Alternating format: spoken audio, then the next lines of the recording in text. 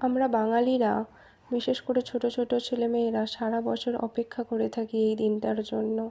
কখন সকাল হবে আর সুন্দরভাবে তৈরি হয়ে চলে যাব ঠাকুরের কাছে পুষ্পাঞ্জলি দেওয়ার জন্য।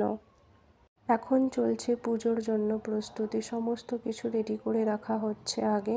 ঠাকুরমশাই চলে এসেছেন, এখানে পুজোয় বসেই পড়েছেন, কিন্তু উনিও আমাদের সাথে সাথে হাত লাগিয়ে কাজ করছেন। অনেক কিছু জোগাড়ের ব্যবস্থা করতে হয়, তাই সমস্ত কিছু ঠিকঠাকভাবে আছে কিনা সেগুলো ঠাকুরমশাই একবার চেক করে নিচ্ছেন। সবাই মিলে খুব সুন্দরভাবে চলছে প্রস্তুতি, কিন্তু আমি অপেক্ষা করছিলাম কখন ঠাকুরমশাই পুজো শুরু করবেন আর আমরা পুষ্পাঞ্জলি দেব। কারণ আমার ভীষণ খিদে পেয়ে গিয়েছিল, সেই 1:30 পর্যন্ত অপেক্ষা করতে হয়েছিল।